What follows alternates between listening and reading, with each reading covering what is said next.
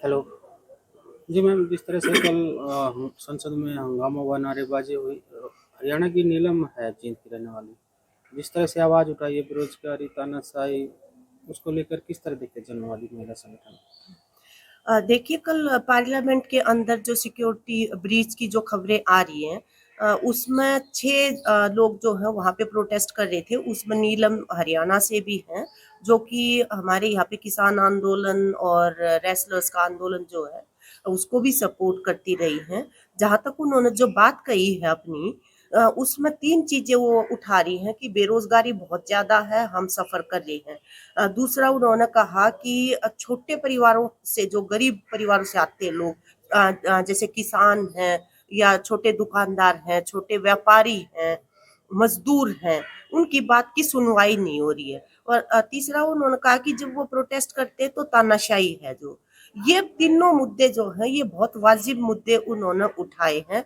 और हमें ये लगता है कि जहाँ तक उनका मोड ऑफ प्रोटेस्ट की बात है, वो जो अंदर गए हैं वो भाजपा सांसद के पास के ऊपर अंदर गए हैं, तो वो बता सकते हैं या वो खुद बता सकते हैं उसके बारे में।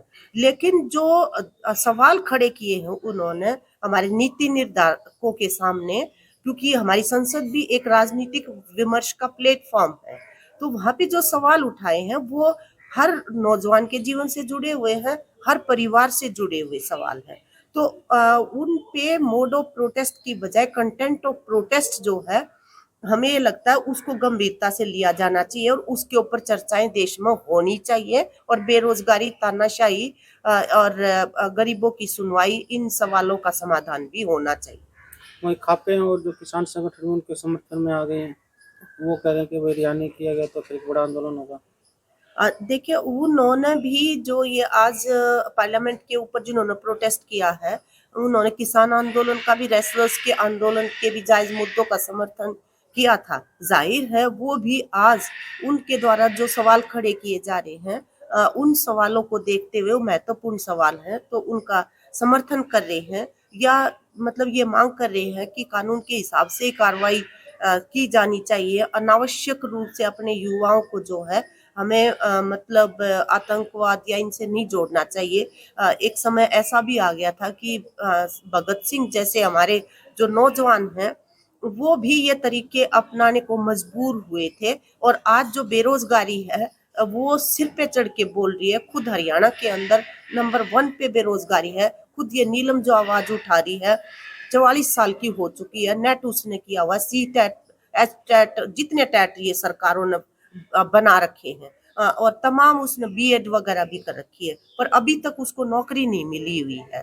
तो ऐसे मतलब बेरोजगारी का सवाल जो है, ये नौजवानों को बहुत ज्यादा परेशान कर रहा है आज के दिन। और वो अपनी परेशानी अगर सुनाना चाह रहे हैं, तो तरीका अगर थोड़ा सा उनके अलग भी है, तो उसकी बजाय वो सवाल के ऊपर ज्यादा उनके साथ चर्चा की जानी चाहिए। सब लोग समर्थन करते हैं उनकी मांगों को। उन्होंने जो मुद्दे उठाए हैं वो मुद्दे बिल्कुल वाजिब मुद्दे हैं, पूरे देश के लिए, पूरे देश के युवाओं के भविष्य के लिए। ये भी कहा जा रहा है कि उन्होंने सिक्योरिटी ब्रीच की है। सिक्योरिटी ब्रीच का जो सवाल है, वो अंदर जो गए हैं, वो तो भाजपा सांसद के पास पर गए हैं। पार्लियामेंट के बाहर जो वो प्रोटेस्ट रेज कर रहे हैं, राजनीतिक विमर्श का केंद्र है पार्लियामेंट। वहां पे अगर कोई अपनी बात कहना चाहे, आज के दिन पहले बोट क्लब पे मतलब प्रदर्शन होते थे, अब बोट क्लब से भी बाहर ज्यादातर शमशान घाट के पास मतलब प्रदर्शन करो जाके, जहाँ कोई ना देखने वाला होता, ना कोई सुनने वाला होता है। तो ये तरीके भी ठीक नहीं है। तो जिस तरह से आरोप लगाया कि तानाशाही सरकार है, आवाज नहीं उठाते तो जेल में डाल देते हैं, तो आवाज उठाते हैं। देखिए वो जो 2 लाइन बोल रही है नीलम, वही सुनी है हमने तो। और उनके अंदर उसने कहा है कि बेरोजगारी बेइंतहा है। बिल्कुल सबको पता है कि बेरोजगारी बहुत बड़ी समस्या है इस देश के आज के दिन। जहाँ नौजवान भारत है, एक तरह से पूरी दुनिया में सबसे ज्यादा युवा इस देश के अंदर है, उतनी बड़ी बेरोजगारी है यहाँ पे।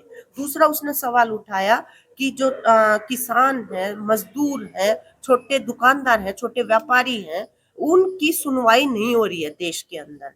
उनके बच्चे जो हैं उनको रोजगार नहीं मिल रहा, उनकी मुसीबतों की सुनवाई नहीं हो रही, तो फिर वो प्रोटेस्ट करते हैं। तो तानाशाहीपूर्ण तरीके से डील किया जा रहा है। तो ये नहीं होना चाहिए, तानाशाही बंद करो, रोजगार का प्रबंध करो, ये बात तो वाजिब है।